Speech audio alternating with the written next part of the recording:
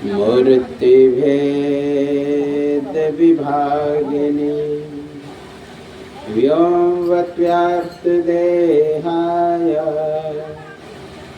दक्षिणामूर्तये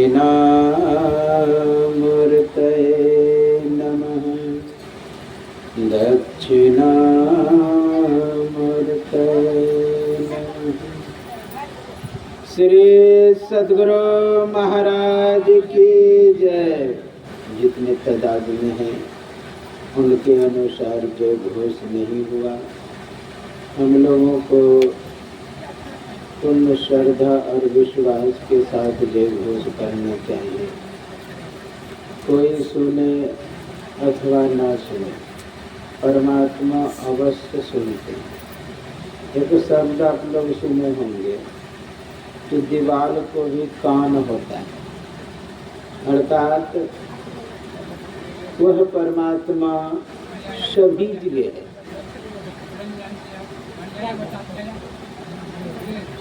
वह परमात्मा सभी जगह। द्रौपदी थोड़ा सा गलती की थी। वो कहते हैं दुख हरो द्वारिका नाथ शरण में तेरे।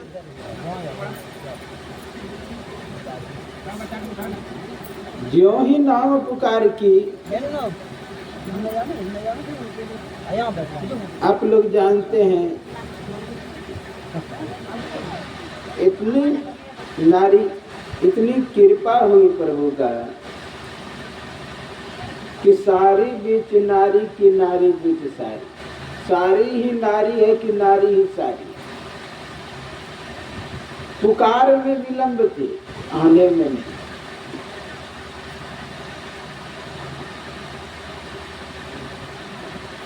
इसलिए हम लोगों को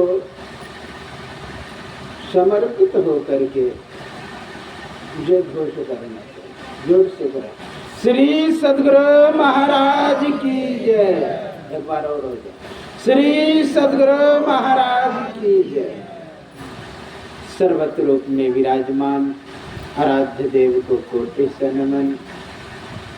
व्यक्त रूप में यत्र तत्र अन्यत्र विराजमान संत जन, वेद्य जन, सज्जन वृंद, माता एवं धर्मशीला भक्तिमती बहनों के अंतस्थ विराजमान परमात्मा को मेरा नमन।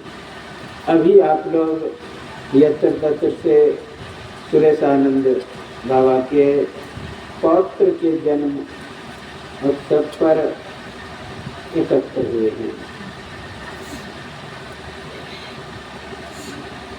जन्म बहुतों का होता है।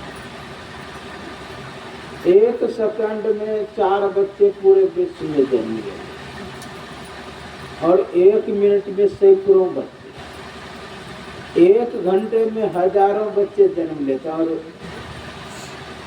1 दिन में लाखों, साल में लगभग 6 करोड़ बच्चे जन्म लेते। लेकिन सभी के जन्म पर सत्संग नहीं होता। जब तक पुण्यों का जमा नहीं होता, पुण्यों का भंडारण नहीं होता, संग्रह नहीं होता, तब तक सत्संग नहीं होता है। इसके नाम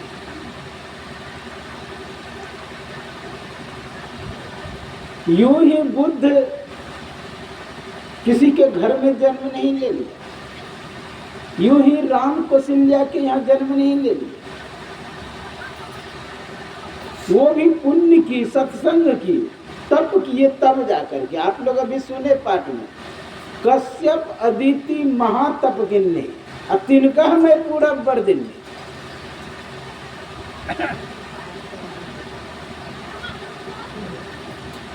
अभी पूरे वर्ल्ड में 7 अरब से अधिक आदमी है, लेकिन सभी के घर में राम ऐसे पुत्र जन्म नहीं लेते, सभी के यहाँ कृष्ण ऐसे पुत्र का जन्म नहीं होता। सभी के यहाँ कबीर नानक ऐसे पुत्र जन्म नहीं होते हैं, मीरा सहजो ऐसी पुत्री का जन्म नहीं होता। कुछ ऐसे व्यक्ति हैं जो पूर्व वैसा कृत कर्म किए हैं, इसलिए उनके यहाँ।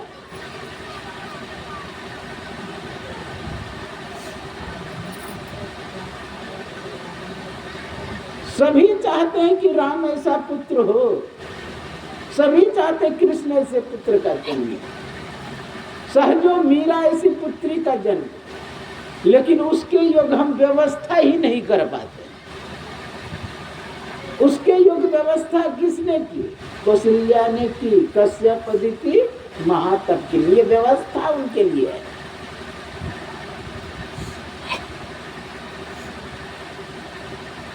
कृष्ण यूं ही वसुदेव के यहाँ देवकी के गर्भ से प्रकट नहीं हो गए, वो भी पूर्व जन्म में तपस्या की है। तपस्या अर्थात सत्संग की, भजन की, भक्ति की। वैसा योग्य अपने आप को बनाया, हम लोग वैसा नहीं बना पाते। आप लोग एक शब्द सुने होंगे, सूचे भारे साचु समावे बिरले सुचाचारी अतंत को प्रमतंत मिलाइया नानक शरण तिहारी। शुद्ध बर्तन में ही शुद्ध वस्तु डाला जाता है। दिल का हुजरा साफ कर जामा को आने के लिए, ध्यान गैरों का उठा उसको बिठाने के लिए। पहले दिल के गंदगी को तो साफ करें, कूड़ा करकट तो साफ करें, खराबियां जो है उसको तो निकालें।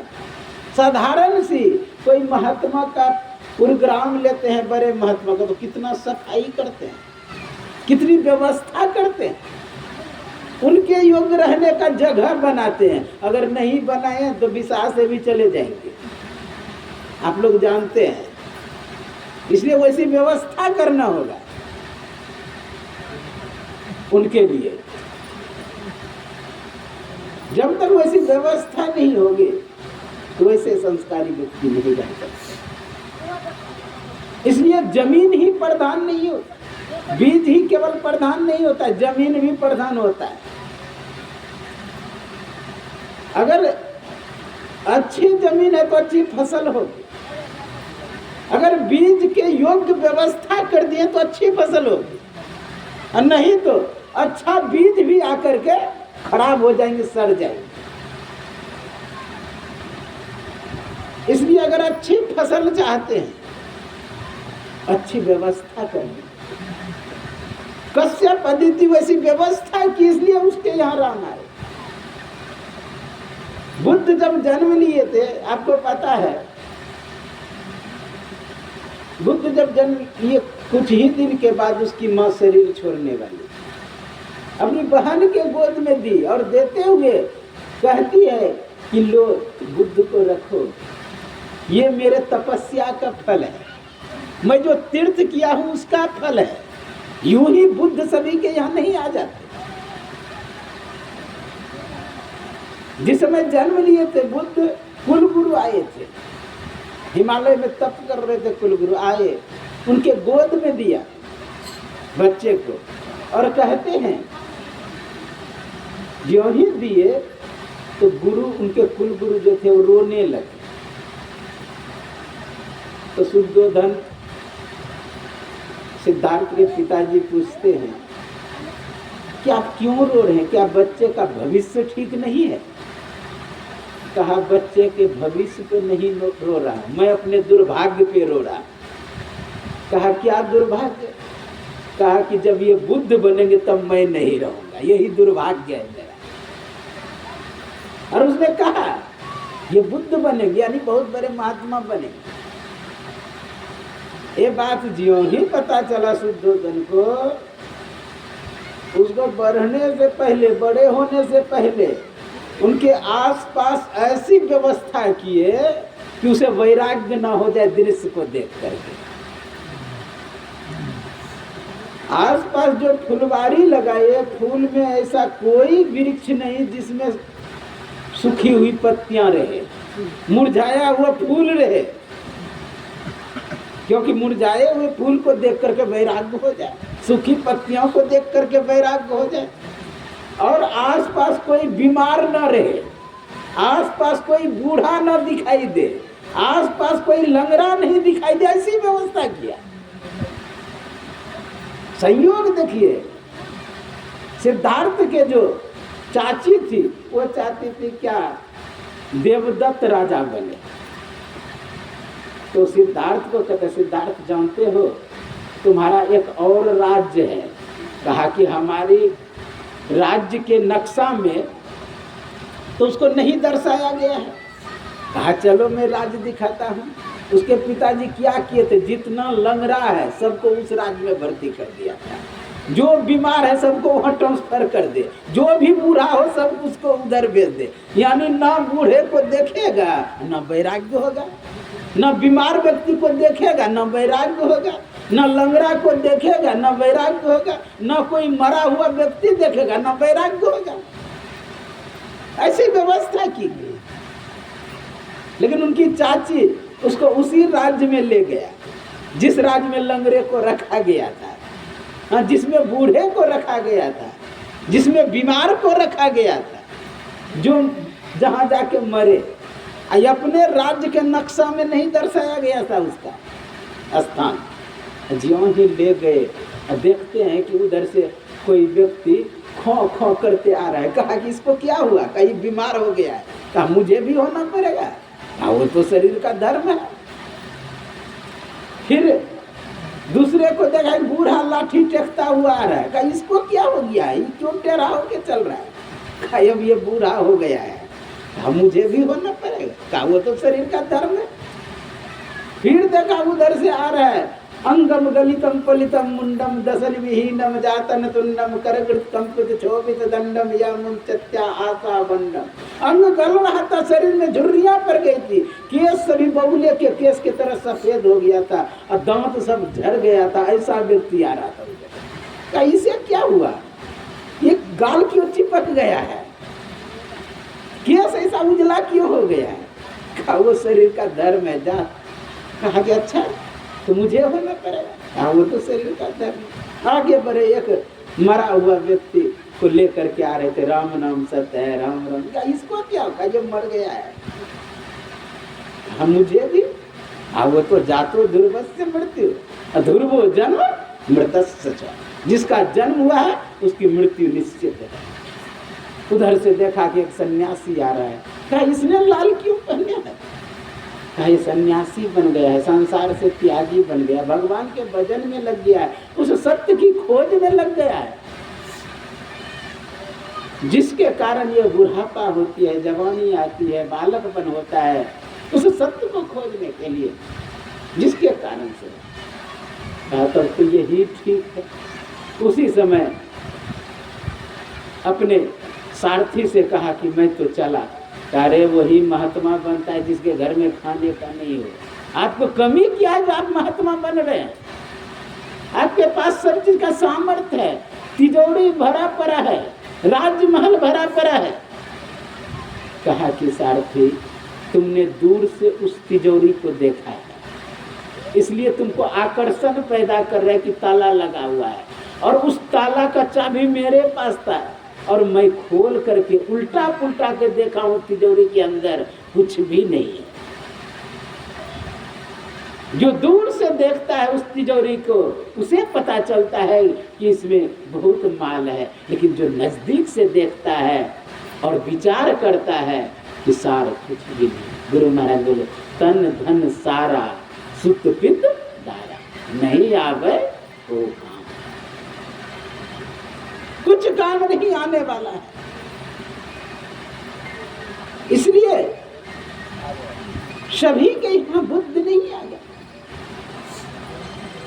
आपको तप करना पड़े, अर्थात वैसी व्यवस्था करना, दिल का उजला साफ कर जाना को आने के लिए, ध्यान गैरों का उठा उसको बिठाने के लिए। कोयले के खान में काम करने वाले को कोयले के ढेर पे कहेंगे बैठने के लिए, वह तो बैठ जाएगा, लेकिन ऑफिस के बाबू को कहेंगे बैठने के लिए, वो इधर उधर देखेगा सफाई है कि नहीं है। उसी तरह अगर सदगुरु को बैठाना चाहते हैं, बुद्ध को बैठाना चाहते हैं, राम को अपने हृदय में बैठाना चाहते हैं, तो उसके योग्य व्यवस्था करें। हमारी व्यवस्था में कमी रहती है, इसलिए वो नहीं आती है। राम ऐसा पुत्र नहीं होता है, कृष्ण ऐसा पुत्र नहीं होता है, मीरा सहजो ऐसी पुत्री नहीं होती। और जहां भी सृष्टि की बात आई है शास्त्रों में, वहां अवश्य ही तप का बात आया। आप उल्टा के देखो, तप बल रचई प्रपंच विधाता, तप बल विष्णु सकल जग त्राता, तप बल शिव करहि संघारा, तप आधार सब सृष्टि भवानी, करहि तप अस्त्रीय जानी। तप के बल से सृष्टि होता है, यह नहीं कि हम मौज में आज तप ना करके ऐसे सृष्टि कर। कहीं भी आप देखिए, ब्रह्मा जी शुरू सृष्टि किए न तप के बल से। हम लोग ना तप करते हैं, ना सत्संग करते हैं, ना भजन करते हैं, अब सृष्टि करना प्रारंभ तो गड़बड़ तो हो जाएगी। आप जानते हैं जिस समय ब्रह्मा जी कमल फूल पे प्रकट हुए, उसी समय आकाशवाणी हुई तप करो, क्योंकि तुम्हें सृष्टि करना। एक ऋषि हुए जिसका नाम कर्दम ऋषि। कर्दम ऋषि तप कर रहे थे कि हम विवाह करेंगे और सृष्टि करेंगे। भगवान प्रकट हुए, कहा ठीक है, अमुक तिथि को मनु और शत्रुपा अपनी पुत्री देवहूति को लेकर के आएंगे, तुम उसे स्वीकार कर लो। कर्दम ऋषि तप कर रहे, वहीं पर मनु और शत्रुपा अपनी पुत्री देवहूति को लेकर के आए। जब समीप में आए, 3 आसन बिछाए, मनु और शत्रुपा बैठे। देवहूति के लिए भी आसन बिछाए थे कर्दम ऋषि, लेकिन नारद के कहने पे मन से ही देवहूति वरण कर चुकी थी कर्दम ऋषि को, इसलिए वो आसन पे नहीं बैठी, बगल में बैठ गई, हाथ उस आसन पे रख दिए। अपमान भी नहीं हुआ, उस आसन का क्या हाथ रख। तब कर्दम ऋषि से कहते हैं मनु जी, हे कर्दम ऋषि, मैं जानता हूं कि आप तप किस लिए कर रहे हैं। आप तप इसलिए कर रहे हैं विवाह के लिए। ये मेरी पुत्री है देवहूति, जिसका वाक दान भी नहीं हुआ है, आप इसे स्वीकार कर लें। कर्दम ऋषि कहते हैं कि मैं स्वीकार कर लूंगा, लेकिन मेरा एक शर्त है। कहा क्या शर्त? कहा यदि संतान की उत्पत्ति हो जाएगी, उसके बाद मैं संन्यास धारण कर लूंगा। मनु जी महाराज अपनी पुत्री की ओर देखे, देखा तो अंगूठे से मिट्टी कुरेद रही, इसका मतलब रिश्ता स्वीकार है। कहा ठीक है, रखिए। तो वहीं पर कर्दम ऋषि रहे, फिर तप में लग गए कौन? कर्दम ऋषि। और उसकी जो पत्नी थी देवहूति, वो सेवा करने लगी। जब तपस्या से उठे, देखते शरीर में झुर्रियां पड़ गई। कहा हे देवहूति, तुमने बहुत मेरा सेवा किया, क्या चाहिए तुम्हें? कहा पिताजी को जो वचन दिए थे, अर्थात संतानोत्पत्ति का, वह पूरा करें। उनके मनोभावों को समझ करके विमान सिद्धि बल से मंगाए और विहार किए। 9 पुत्री का जन्म हुआ। विचार करिए कैसी 7 ऋषियों को विवाह दिया गया, और ये उसी में अनुसुईया है। विचार करिए कैसी पुत्री का जन्म हुआ, किसका बल है? तपस्या। और एक पुत्र का जन्म हुआ जिसका नाम कपिल मुनि, सांख्य दर्शन का जो प्रणेता है। ये तप का बल है। इसलिए हम लोगों को तप करना चाहिए, भजन करना चाहिए, सत्संग करना चाहिए, अपने आप को उस योग्य बनाना चाहिए, ताकि राम ऐसे पुत्र हमारे पास आवे, कृष्ण ऐसे पुत्र आवे, सहजो मीरा ऐसी पुत्री आवे, अनुसुईया ऐसे पुत्री आवे। चाहना तो सभी का होता है कि मुझे योग्य पुत्र चाहिए, लेकिन योग्य कैसे होता है? संस्कार प्रकाश वेद व्यास का संस्कार प्रकाश में कहते हैं योग्यताम संस्कार। अर्थात योग्य होते। जिसमें अयोग्यता है उसमें योग्यता आ जाए, वही है संस्कार। ये जन्म संस्कार पे सत्संग है, सम उपसर्ग है, संस सुट प्रत्यय हुआ है। डू क्रिया करने धातु डू का आदि रंती टुडवा से लोप होता है और यो का भी लोप होता है, क्री बसता है, क्री से कार घया प्रत्यय होकर के शब्द बनता है। अर्थ होता है सम्यक प्रकारन शुद्धिकरण, परिष्कृत, विमलीकृत, जंग को झाड़ देना और मैल को ढा देना, अर्थात गंदगी निकाल देना। कहेंगे क्या गंदगी होता है? कूड़ा करकट होता है बच्चे के अंदर। बच्चे के प्रति जो हम संस्कार में सत्संग करते, क्या गंदगी होता है? हाँ होता है। सत्संग का भी अर्थ मिलता जुलता है किससे? संस्कार से। सत्संग भी एक संस्कार है। व्यास के 16 संस्कार में जन्म एक संस्कार है। अंगिरा का भी 39 संस्कार में जन्म एक संस्कार है। नारद का भी 42 संस्कार में जन्म एक संस्कार है। और गुरुदेव का 5 संस्कार दिया है। संस्कारांक निकलता है गीता प्रेस से, उसमें गुरुदेव का भी दिया। उसमें सत्संग एक संस्कार गुरु महाराज रखे हैं। आप लोग एक शब्द सुने होंगे, जो कोई मिले उनसो नर होई पवित्र लगे हरि रंगा, आ दोष कलंक सबय मिट जाए, नीचो होए जातु तंगा। जो अति मलिन नीर गंग मिलत हो जाते हैं गंगा, सुंदर शुद्ध करे जगमाही बरो सत्संग। शुद्ध हो जाता है, पवित्र हो जाता है, सत्संग का ये प्रभाव। जो भी कूड़ा करकट है, गंदगियां है, वह हट जाता है संतों के दर्शन से। आप लोग यह भी सुने, संत दरस दिमी पातक टरई, यानी गंदगी टर जाता है, हट जाता है, पूरा करकट निकल जाता है। क्योंकि संत जो होते हैं ना, वो सतोगुण में प्रतिष्ठित रहता है। असतोगुण के सामने रजोगुण और तमोगुण नहीं टिकता है। लिखा हुआ गीता में, जब सतोगुण बढ़ता है तो रजोगुण और तमोगुण दब जाता है। आप लोग यह एक शब्द सुने होंगे, अन्य क्षेत्रे कृतम पापम अतीर्थ क्षेत्रे विनश्यति।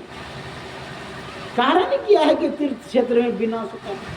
मुख्य कारण ये, तीर्थ किसे कहते हैं? जहाँ पर संत तपस्या किया, ऋषि मुनि तपस्या किया, भजन किए। तो जहाँ पर भजन किए हैं, सत्संग किए हैं, जहाँ पर उन्होंने समाधि लगाए, वहाँ पर सात्विक ऊर्जा संग्रहित रहता है, सतोगुण संग्रहित रहता है। विदेश से खोज करता आए, कहा कि भारत में सबसे अच्छा जगह कहाँ माना जाता है? कहा मंदिर में। मंदिर में गया, रात भर सोया, रात भर स्वप्न सपनाया कि हम कीर्तन कर रहे हैं, भजन कर रहे हैं। कहा सबसे खराब जगह कहाँ है? कहा सबसे खराब जगह चंबल घाटी। चंबल घाटी में गया, रातें हम दोनों उठ के लड़ने लगा। वहां तमोगुण प्रबल था, यहाँ सतोगुण प्रबल। इसलिए मंदिर में ध्यान भजन लोग करते हैं, वह जगह पवित्र माना जाता है, शुद्ध माना जाता है। तो ऋषि मुनि जहाँ भी तपस्या किए, भजन किए, भक्ति किए, वह तीर्थ हो गया। आप लोग जाते हैं गुरु महाराज के कुप्पा घाट दर्शन, तीर्थ मानते, हम लोग गुरु तीर्थ मानते। वहाँ लोग जैसे जाते हैं, गेटों पे प्रणाम, गेटों को प्रणाम करता है तो गाड़ी को भी प्रणाम कर लेता है। लोग पवित्र मानते हैं जगह को, कोई पवित्र, उसके सात्विक तरंग रहता है। आप लोग सुने होंगे कि राधे तेरी चरणों को धूल जो मिल जाए, सच कहता हूँ राधा तकदीर बदले। कारण क्या है? उनकी जो सात्विक ऊर्जा है, सात्विक कण है जो स्पर्श हुआ है। आप लोग यह भी बंदो गुरुपद कंज कृपा सिंधु नर बंदो गुरुपद पदुम परागा सुरुचि सुभाष रसनिया। तो रज का बहुत महत्व। जब कृष्ण से को लाने के लिए जा रहे थे अक्रूर जी, तो ज्यों ही वृंदावन में घुसे ना, तो जानते हैं घोलटते हुए जा रहे हैं, धूल माथे पर लेते हुए जा रहे हैं। भाव क्या है कि कृष्ण इसमें खेले हैं, लीला किए हैं, सात्विक तरंग है यहाँ पर। आश्चर्य की बात।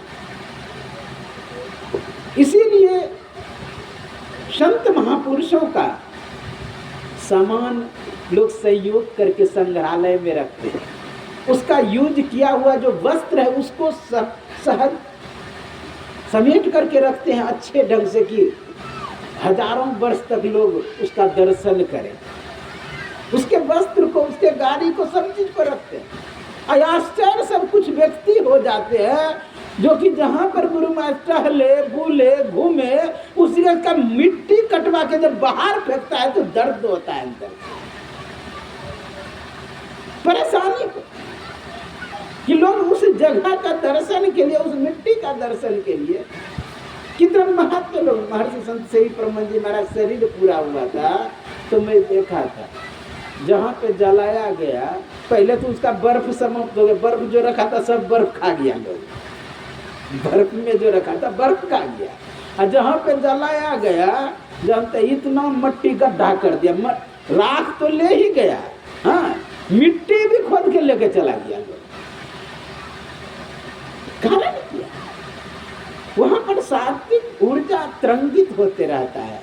बौद्धिक धर्म, भारत के एक साधु थे, वो चीन गए थे, बहुत सिद्ध थे बौद्धिक धर्म, पूरे चीन में बहुत प्रभाव डाला लोगों पर, हिप्नोटाइज का क्रिया जानते थे। केवल किसी को देख ले तो उसको जैसा के वैसा करने लगे, यहाँ तक कि वृक्ष, पेड़ पौधे, वस्तु सब चलने लगे उसके कहने पर। जानते वो मरे ना, लाना चाह रहे थे भारत उसका लाश, लेकिन आने नहीं दिया वहाँ का सरकार। कहा मैं ऐसा अमूल्य वस्तु को कैसे जाने दूं, क्योंकि सात्विक ऊर्जा उसका डीएनए निकाल के खोज करना चाह रहा है कि इसके पूर्व होंगे न वंश का ऐसे व्यक्ति, तो उसको हम लाएंगे। कहने का भाव सात्विक तरंग फैलता है संत महापुरुषों के दर्शन से। इसीलिए हम लोग सत्संग कराते हैं या करते हैं जन्मदिन पर कि बच्चे के अंदर जो कुसंस्कार संग्रहित है, तत्र तम बुद्धि संयोग लभते पूर्व देह कम, पूर्व जन्म में जो बुद्धि में कुसंस्कार संग्रहित किया है, वो जमा किया है, भंडारण किया है, उसको डिलीट कर सके, यानी साफ कर सके, शुद्धिकरण कर सके, परिष्कृत कर सके। पूर्व अभ्यासन तेने वो हिड़यते ही अवसोपीवा, पूर्व जन्म में जो कर्म किए हैं वो क्या होता है, संतों के दर्शन से, सत्संग से उसका नाश हो जाता है, समापन हो जाता है। कहेंगे कि नाश करने के लिए तो लोगों के पास तलवार होता है, लोगों के पास बंदूक होता है और बहुत अस्त्र शस्त्र होते हैं, परमाणु बम होते हैं, उससे नष्ट करेंगे कि सत्संग से नष्ट करेंगे? वैसे उससे क्या होगा, शरीर नष्ट होगा। और शरीर के पास वह संस्कार नहीं रहता है। आप लोग जानते हैं सनातन धर्म में मान्यता है कि अनेकों जन्म होता है, अनेकों जन्म, और जन्म जन्मांतर तो कितना कथा भी सुने होंगे कि इस जन्म में का उस जन्म का ऐसा सुने होंगे, बहुत तो ऐसा। भगवान कृष्ण स्वयं अपना मुखारबिंद से कहते हैं कि हे अर्जुन, मैं जो तुम्हें ज्ञान दे रहा हूँ यह पहले मैं सूर्य को दिया था, सूर्य इक्ष्वाकु को धीरे धीरे परंपरा में आया, अब वह ज्ञान नष्ट हो गया, वही ज्ञान मैं तुम्हें दे रहा हूँ। तो अर्जुन कहते हैं, गजब बात करते हैं आप महाराज, मैं जानता हूँ आप वसुदेव के पुत्र हैं, देवकी आपकी माँ है, यशोदा मैया के यहाँ खेले कूदे, नंद बाबा का लाड़ प्यार पाए, लेकिन कब? अपरम भवतो जन्मा, आपका जन्म अभी हुआ है, लेकिन परम जन्म विवस्वन का जन्म बहुत पहले, हजारों लाखों वर्ष पहले। लेकिन कथमे तक भी जानी है, मैं कैसे जानूं कि आपने ही ज्ञान सूर्य को दिया था, इक्ष्वाकु को दिया था। मैं कैसे जानूं? कोई बच्चा बोले कि परदादा को ज्ञान मैं ही दिया था तो अशोभनीय लग रहा है। तब भगवान कृष्ण कहते हैं बहुनी में वेतितानी जन्मानी तब चार्जुन तन्याहम वेद सर्वाणी ना तुम दत्था परम तप। हे परम तप अर्जुन, मेरा और तेरा जन्म अनेकों बार हुआ है। तन्याहम वेद सर्वाणी, मैं सब जानता हूँ। ना तुम दत्था परम तप, तुम नहीं जानते हो। कहा कि मैं क्यों नहीं जानता हूँ, आप क्यों जानते हैं? कहा मैंने तप किया, वैसा योग्यता प्राप्त किया, भजन किया, भजन के बल से वह ज्ञान प्राप्त होता है। बोलिए श्री सद्गुरु महाराज की जय, श्री सद्गुरु महाराज की जय, श्री सद्गुरु महाराज की जय। तो सत्संग के बल से वह योग्यता और क्षमता आती है। जिन्होंने भजन किया है उसके अंदर यह योग्यता आती है। आप लोग जानते हैं कि संजय को दिव्य दृष्टि प्राप्त हुआ था। कौन दिए थे? वेद व्यास। कुरुक्षेत्र का हाल हस्तिनापुर में बैठ करके धृतराष्ट्र को सुना रहे। हस्तिनापुर दिल्ली के पास, अब वह कुरुक्षेत्र कितना दूर है विचार करिए। यहाँ से दृश्य को सुना क्या सब हो रहा है। तो दृष्टिवान कोई देखा है। जो दृष्टि को चलाना जानता है वो इस बात को जानता है कि बहुनी में वेतितानी जन्मानी, मेरा और तेरा जन्म अनेकों बार हुआ। भगवान बुद्ध का पुस्तक धम्मपद पढ़ेंगे न, विशेष पूर्व जन्म को बताया। एक समय की बात है, गुरु और चेला बुद्ध कहीं जा रहे थे तो एक दुकान से गुजर रहे। उसी जगह जाके मुस्कुराए बुद्ध। तो उनके शिष्यों ने पूछा, भंते आप क्यों मुस्कुराए? कहा यूं ही मुस्कुरा गए। कहे नहीं, आप यूं ही नहीं मुस्कुरा सकते हैं। कहा बात क्या है? कहा कि देखा अभी तुम, एक बैल गया। कहाँ? बैल दुकान पे गया, यह भी तुमने देखा? कहाँ? कहा बैल ने मिठाई खाने लगा, यह भी देखा? कहाँ? अब बैल को 2-4 मुंह में डंडा लगा, यह भी तुमने देखा? कहा कि वो जो बैल था न, पहले पूर्व जन्म में ये मिठाई के दुकान का मालिक था। वो जो बैठा है न, इसका बेटा है। ये सोचा अपना ही मिठाई का दुकान है, खा लेते हैं 1-2। अब बेटा दिया 2-4 डंडा। इसलिए मुस्कुराना आ गया। कहने का अपना ही मिठाई का दुकान, एक मिठाई नहीं खा पाते, ये स्थिति है। कहने का दृष्टिवान कोई देखा है, जो दृष्टि को चलाना जानता है वो इस बात को जानता है कि अनेकों जन्म होता है। तो अनेकों जन्म होता है तो अनेकों कर्म भी होता है। तो आप लोग जानते हैं कर्म कर्मेंद्रियां ज्ञानेंद्रियां से होता है। जैसे आंख ज्ञानेंद्रियां है तो आप कहेंगे आंख कर्म किया, यानी दृश्य को देखा, तो आंख तो यहीं पर जल जाता है। इसका मतलब क्या कर्म भी जल गया? नहीं, कर्म नहीं जलता है, क्योंकि कर्म अपने पास आंख नहीं रखता है। जो भी देखा ना अपने पास नहीं रखता है, मन के द्वारा स्मृति में भेज देता है। और कान के द्वारा किया हुआ कर्म कान अपने पास नहीं रखता है, मन के द्वारा स्मृति में भेज देता है। जिह्वा के द्वारा किया हुआ कर्म जिह्वा अपने पास नहीं रखता है, मन के द्वारा स्मृति में भेज देता है। हाथ पैर आदि इंद्रियों के द्वारा किया हुआ कर्म हाथ पैर आदि इंद्रियों नहीं रखता है, मन के द्वारा स्मृति में भेज देता है। जिसे संस्कार कोश कहते हैं, क्रोमोसोम कहते हैं। इतना सूक्ष्म पहुंच गया, वहां तलवार नहीं चल सकता है, वहां परमाणु बम काम नहीं कर सकता है, इतना सूक्ष्म में है वो।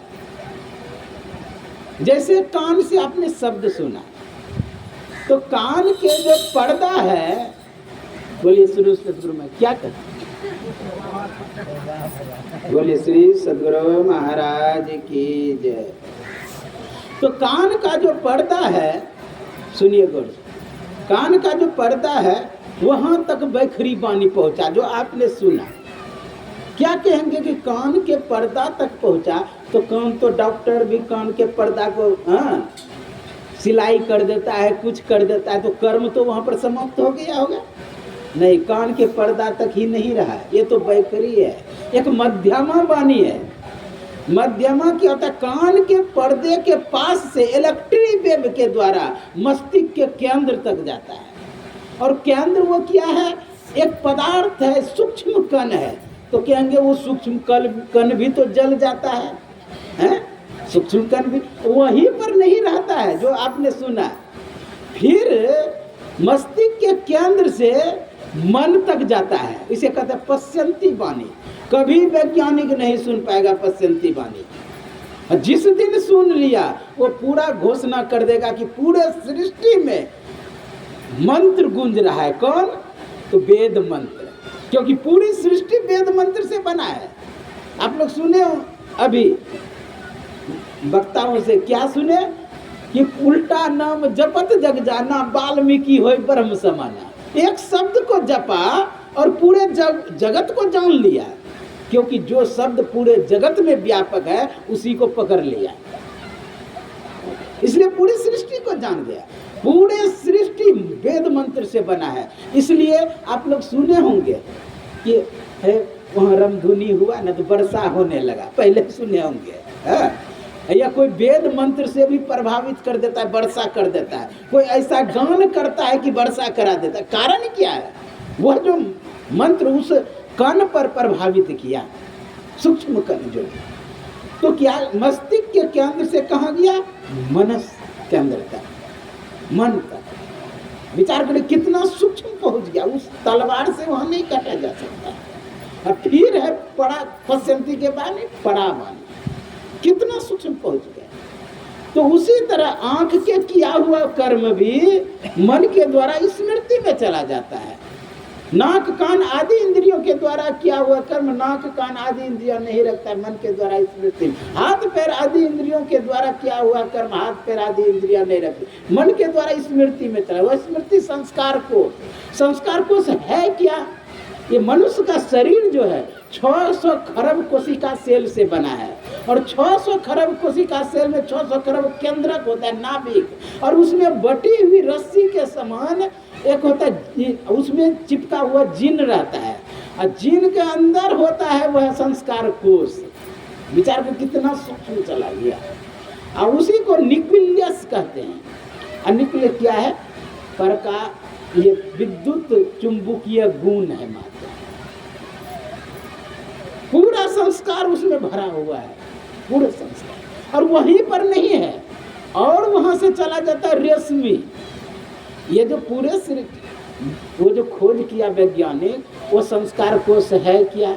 न्यूक्लियस है क्या? कहा एक प्रकार का विद्युत तरंग है, विद्युत शक्ति। अंतिम में खोज किया वैज्ञानिक ने डीएनए, आरएनए। और डीएनए का क्या है? प्रकाश का एक प्रकार पॉकेट है, विद्युत पॉकेट। विद्युत पॉकेट, तो विद्युत पॉकेट कैसा है? तो केवल रेशमी से बना हुआ एक है, छंद रश्मि कहा जाता है।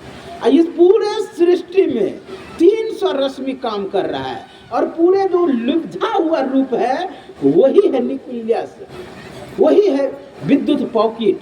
और उसके अंदर, अच्छा मैं रस्सी का बात कर लेता हूँ। जैसे मैं बोला कि छंद रश्मि, रश्मि यानी रस्सी। हाँ, और रस्सी में क्या है? रेशा ही रेशा भरा हुआ है। उसी तरह पूरे सृष्टि जो है वेद मंत्र से भरा हुआ है, वेद मंत्र में है। ये समझने के लिए बहुत सूक्ष्म है, इतना मैं नहीं जाऊंगा।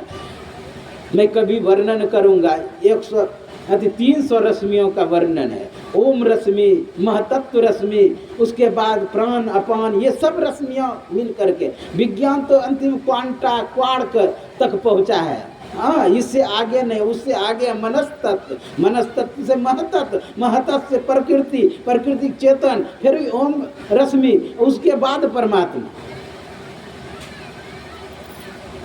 इसलिए विज्ञान वहाँ तक स्थूल यंत्र के द्वारा नहीं, वो विज्ञान उसी को मानता है जो उसके यंत्र के पकड़ में आ रहा है, और यंत्र के पकड़ में वही आएगा भौतिक जगत में जो स्थूल है, क्योंकि स्थूल यंत्र स्थूल को ही पकड़ सकता है। इसलिए हम लोगों को चाहिए कि अंतः साधना करें। जहाँ पर भी संस्कार कोश है, अगर साधना करके वहाँ पहुँच गए तो उसको जला देंगे। क्या विद्यते हृदय ग्रंथे छिद्यते सर्व संशया छियंते चास कर्माणि तस्मिन् दृष्टि परावरे। साधना करके उस स्थिति को प्राप्त कर लें जहाँ पर वो कर्म जमा है, और जब कर्म जमा है वहाँ पर चोट करेंगे, दृष्टि साधन करेंगे तो वह कर्म जल के राख हो जाए। गुरु महाराज कहते कर्म धर्म को जला खाकर देंगे तुमको तार। तो बच्चे के अंदर जो संस्कार आया है वो सत्संग क्या करता है, डिलीट कर देता है, साफ कर देता है। जैसे मेमोरी है, आप ऑडियो वीडियो खींचते हैं, मेमोरी में चला जाता है।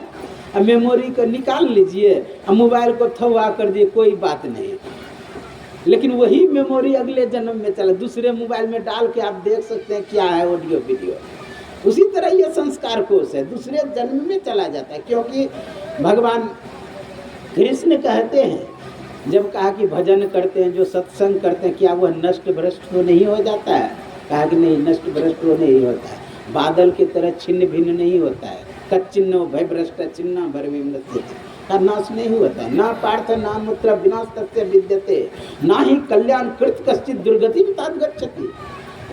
हे अर्जुन, ना इस लोक में नाश होता है ना उस लोक। कहा होता तब क्या है? कहा प्राप्त पुण्य कीर्तन लोकान, वो पुण्य लोकों में जाके जन्म लेता है। पुण्य लोक कहते हैं स्वर्ग को।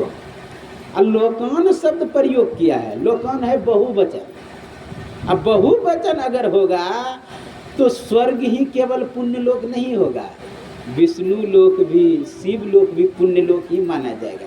और नहीं तो स्वर्ग अनेकों है। हाँ, लोकान बहुवचन। प्राप्त पुण्य कीर्तन लोग नु सिद्धे शाश्वती समा, बहुत दिन वहाँ सुख भोगेंगे, बहुत दिन इसलिए कह रहा हूँ। वैसे तो शाश्वती का अर्थ होता है सब दिन। यहाँ पर बहुत दिन में इसलिए कह रहा हूँ कि स्वर्ग ही सब दिन नहीं रहने वाला है, स्वर्ग ही शाश्वत नहीं है, स्वर्ग भी नष्ट होने वाला है। और जब स्वर्ग ही नष्ट होने वाला है तो स्वर्ग में रहने वाला शाश्वत कैसे हो जाएगा? शाश्वती मतलब बहुत दिन सुख भोगेंगे। तो क्या होगा? पुनः इस धरती पर आएंगे। तो कहाँ जन्म लेगा? अप्राप्त पुण्य कृतान लोग का नुसित के साथ सुचीना श्रीमताम ये। श्रीमताम का अर्थ होता है, श्री मतलब लक्ष्मी, श्रीमताम यानी धनवानों के घर में जन्म लेंगे। कहा धनवानों के घर में अगर बेईमान हो, चोर डकैत हो तो उसमें जाने से क्या फायदा? तो एक और शब्द लगा दिया सुचीना, यानी शुद्ध व्यक्ति के यहाँ, पवित्र व्यक्ति के यहाँ, पवित्र कुल में सुचीना। आप लोग जानते हैं सबसे पैसा वाला मुकेश अंबानी है। मुकेश अंबानी के पास इतना पैसा, उनके बेटा का विवाह हो रहा था इधर। उनकी पत्नी का नाम अनीता अंबानी। अनीता अंबानी जो हार पहनी थी न विवाह में, वो 500 करोड़ का था। उनका बेटा जो कोट पहना था वो 200 करोड़ का था। इतना पैसा वाला होते हुए भी डीजे नहीं बजने दिया, भजन बजने दिया। अपने घर में कोई हीरो हीरोइन का फोटो नहीं लगने दिया, भगवान का फोटो लगने दिया। और कोई ऐरू गैरू को नहीं बुलाया, चारों शंकराचार्य को बुला करके पूजा किया। मुकेश अंबानी ये हुआ सुचिना श्रीमताम के। कुंभ में जाके स्नान करते हैं तो मंदिर में जाके दर्शन भी करते हैं। ये हुआ संस्कार, ये हुआ सुचिना। ऐसे के घर में जन्म लेंगे। छोटा एक पोता विचार कर सो करके प्रणाम करता है। बच्चे को संस्कार दिया गया है तब न सो करके उतना सब हमें कर रहा है छोटा बच्चा। कहने का भाव श्री सुचिना श्रीमताम के है, योग भ्रष्टो विजय। कैसे के घर में जन्म लेंगे? कहा अगर ऐसा नहीं हो सका संयोग से तो कहा अथवा योगी नाम अपी, अथवा योगियों के घर में जन्म लेंगे, जहाँ साधन भजन होता हो, सत्संग हो, योग करता हो, ध्यान करता हूँ, ऐसे के घर में जन्म लेंगे। अथवा योगी नाम अपनी कुले भक्ति दीनताम, अर्थात ऐसे कुल में जन्म लेंगे। तो यदि आप भजन करते हैं, भक्ति करते हैं, सत्संग करते हैं, तो लाभ ही लाभ है, यहाँ भी और वहाँ भी। इसलिए सत्संग लागी रहो रे भाई, तेरी बिगड़ी बात बन जाए, तेरा बिगड़ा बात बन जाए। इसलिए हम लोगों को चाहिए कि भजन सत्संग में लगे रहे। इससे क्या होता है? संस्कार बनता है। एक और शब्द है योग्यताम संस्कार, योग्यताम में बोला, अर्थात अयोग्य हैं। अच्छा, गेहूं चावल जो होता है वो पहले धान होता है, और गेहूं आप देखते हैं किस रूप में होता है, सीधा गेहूं उखाड़ के खाने नहीं लगते हैं, या धान उखाड़ के खाने, उसे लाते हैं, उसका छिलका निकालते हैं, फिर भी योग्य नहीं हुआ है, छिलका निकाल के फिर देते हैं पानी में सीधने के लिए, निकाल के देखते हैं खाने के योग्य हुआ कि नहीं। उसी तरह योग्यताम संस्कार है, जो योग्य बना दे। किसके योग्य बना दे? एक शब्द सुने होंगे आप, जयंती, एक जन्मदिन सुने होंगे। जयंती महापुरुषों की मनाई जाती है। जयंती शब्द जो है, जय धातु है जितना अर्थ में, जो सभी इंद्रियों पर विजय प्राप्त कर ले, जो त्रय गुण के परे चले जाए, वो होते हैं संत, उसी की जयंती मनाते हैं। और जन्मदिन जनी प्रादुर्भाव धातु से शब्द बना है, जन्म होना अर्थ में, उत्पन्न होना अर्थ में। तो हम जन्मदिन पर सत्संग क्यों करते हैं? कि जयंती के योग्य हो जाए, अर्थात कुसंस्कार हट जाए और सुसंस्कार में प्रतिष्ठित हो जाए। तो कुसंस्कार को हटाने के लिए स्वाभाविक है सत्संग की आवश्यकता। जब तक आप सत्संग नहीं करेंगे, भजन नहीं करेंगे, भक्ति नहीं करेंगे, तब तक वह संस्कार आएगा नहीं। जैसा आप दृश्य देखेंगे, जैसा आप कान से सुनेंगे, जैसा आप गंध ग्रहण करेंगे, जैसा स्वाद लेंगे, स्वाभाविक वह संस्कार पड़ता है। संस्कार कहेंगे कि ये बाहर में शब्द सुने, बाहर में आंख से देखे, बाहर में कान से सुने, बाहर में ही रहा होगा, नहीं। ये जानते हैं सुनने के बाद ये पूरे जो अंदर में कोशिका सेल है वह झंकृत हो जाता है।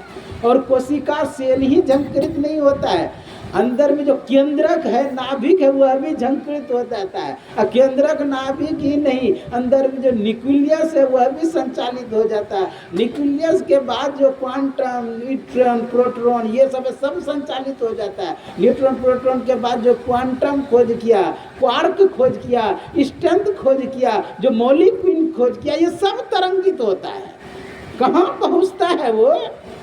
आप जानते हैं, प्रकृति के पास पहुँचता है, इतना सूक्ष्म। इसलिए ये जो कर्म कर रहे हैं केवल बाहर में ही नहीं काम करता, अंदर प्रभावित करता है, अंदर परिवर्तन करता है, बदलाव करता है।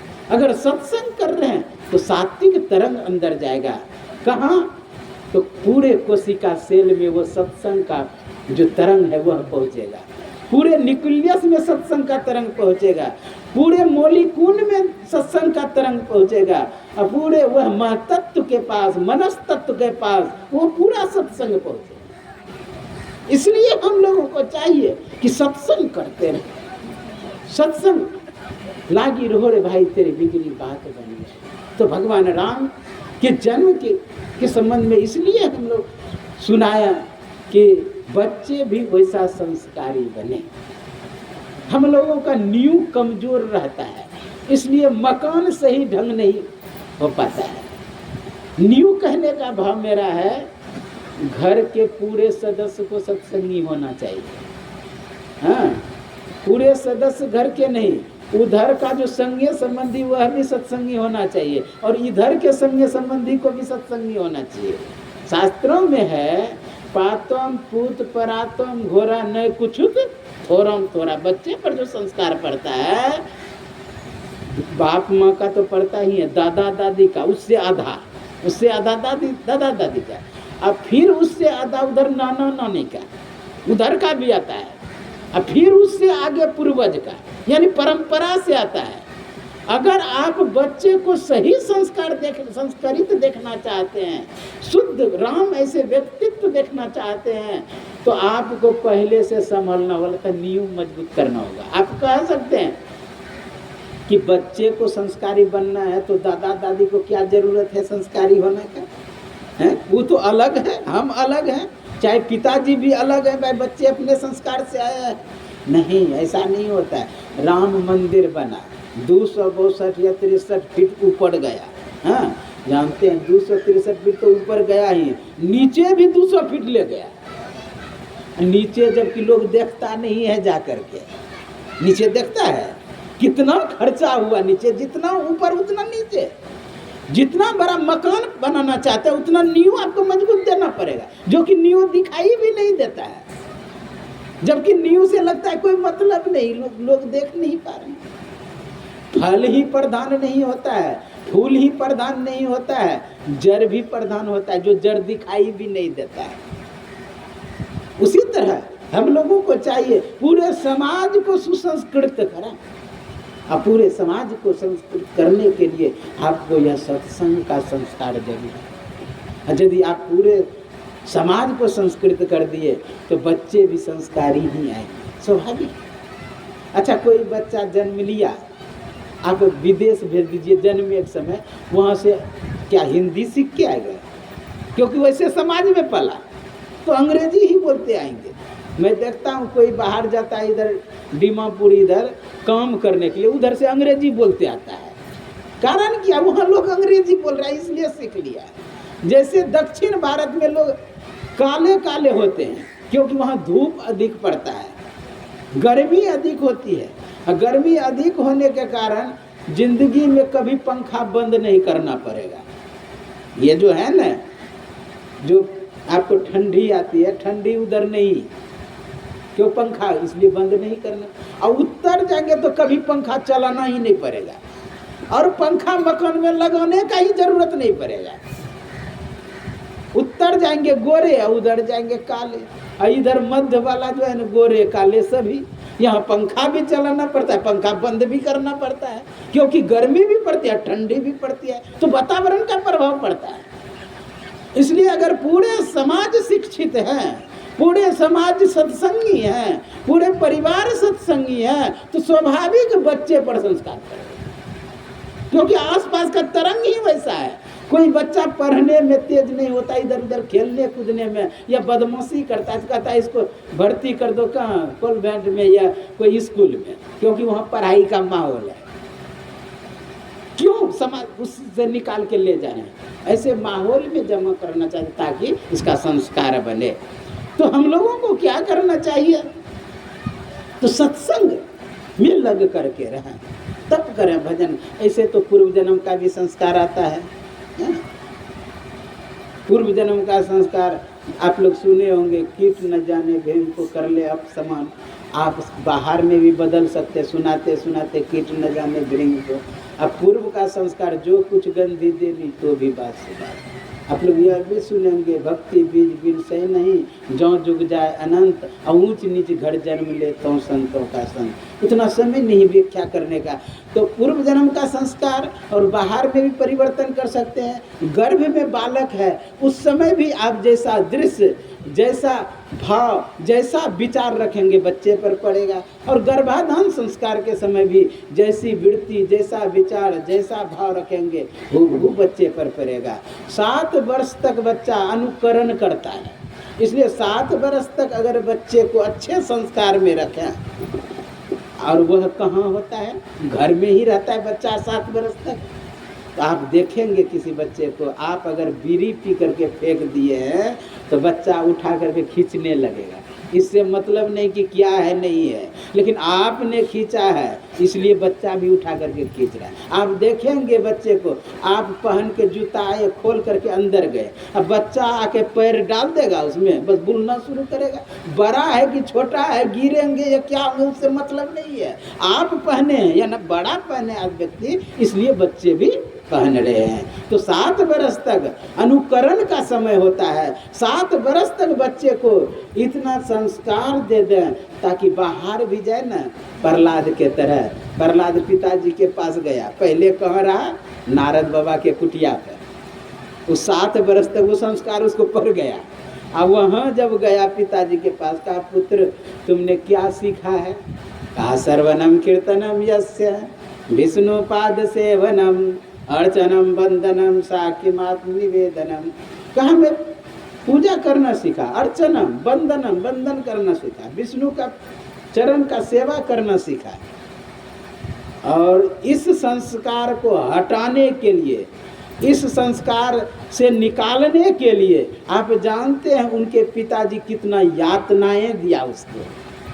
कहता था करे अ से आम पढ़ो, तो कहा नहीं अ से अव्यक्त। कहा ई से इमली पढ़ो, तो कहता था ई से ईश्वर। अर्थात उसका संस्कार वैसा हो गया। पूरा प्रयास किया कि ये छोड़ दे, लेकिन नहीं छोड़ा। इसलिए बच्चे को वैसा बनाएं बचपन से। हम लोग क्या करते हैं, बचपन न होते ही ABCD सिखाना शुरू कर देते हैं। कभी बताते हैं कि से अव्यक्त, अव्यक्त यदि पढ़ेगा ना तो अव्यक्त का खोज करना शुरू कर देगा। इसे ईश्वर यदि पढ़ाएंगे ना तो इसे ईश्वर का खोज करना शुरू कर देगा। ऐसा कभी नहीं पढ़ाते। जब कभी कहे बच्चा तुम 5 गो श्लोक सुना दो, हम 5 रुपया देंगे, बच्चे को कभी कहे नहीं। हाँ, लेकिन कहेंगे ABCD सुना दोगे तो हम देंगे। संस्कार कहाँ डालेंगे? इसलिए हमारा कर्तव्य होता है कि बच्चे को सुधारें, बच्चे को सदगति की ओर ले जाएं। तो इस तरह बच्चे के जन्मदिन पर जो सत्संग करा रहे हैं हमारे सुरेशानंद बाबा, अति ही उत्तम काम करा रहे हैं। क्योंकि इससे बच्चे का तो सुधार होता ही है, क्योंकि जिसके निमित्त से तरंग छोड़ा जाता है उस पर प्रभाव पड़ता है। और सजीव पर ही, निर्जीव पर भी प्रभाव पड़ता है। आप कहेंगे कि कैसे सत्संग से प्रभाव पड़ेगा? आपको मैं गाली दे दूं तो प्रभाव पड़ता है? अंदर में कुछ होता है? अगर गाली दे दूं, गाली का प्रभाव पड़ता है। आप देखेंगे अंदर में पूरा हलचल पैदा हो जाता है। वो जो अंदर में चोट किया तरंग ने अंदर से झिकझोर देता है, रिएक्शन होता है। उधर से रिएक्शन किया मन में होता है कि मैं भी गाली दूं, मैं भी मारूं, कोई डंडा मारा तो मैं बहुत बड़ा डंडा से मारूं, ऐसा भाव हो जाता है आपके अंदर। जब ये प्रभाव कर सकता है गाली, तो विचार करिए क्या सत्संग प्रभाव नहीं करेगा? स्वाभाविक। इसलिए ये जो सत्संग कराए, जिसके निमित्त से कराए, स्वाभाविक शब्द उस पर प्रभावी होता है। जिसके निमित्त से छोड़े। पहले रेडियो चलता था, हाँ, सभी लोग रेडियो बजाते थे। तो स्टेशन होता था, कहाँ पटना या रांची या भागलपुर, उसमें सभी जगह स्टेशन बना हुआ रहता। वो घुमा के वहाँ लगाते थे ना, हाँ पटना। तो पटना में जो विचार तरंग छोड़ा जा रहा है वो रेडियो पकड़ लेता था कि अमुक जगह से दे।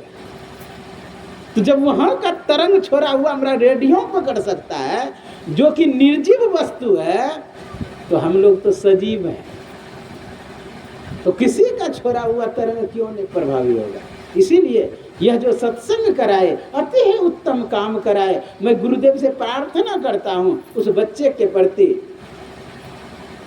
तमसो माँ ज्योतिर्गम्य, असदो माँ सदगम्य, मृत्युर माँ अमृतगम्य। इसी वाणी के साथ मैं अपने वाणी में विराम देता हूँ। समय अधिक हो गया है, क्योंकि आप जानते हैं विलम्ब से सत्संग शुरू हुआ। 4 बजे स्तुति ने 3 बजे होना चाहिए, हाँ। इसलिए अभी इतना ही, यही मैं आपके सेवा में बोला। सर्वे भवन्तु सुखिनः, सर्वे सन्तु निरामया, सर्वे भद्राणि पश्यन्तु मा कश्चित् दुर्भाग् भवेत्। ओम शांति शांति शांति। ये जो प्रवचन हुआ आप मोबाइल पे भी सुन सकते हैं। एक चैनल है अध्यात्म विज्ञान दर्शन, इस नाम से अगर आप सर्च करेंगे तो प्रवचन मिल जाएगा। कहाँ कहाँ होता है ये आपके सेवा का। बोलिए श्री सद्गुरु महाराज की जय।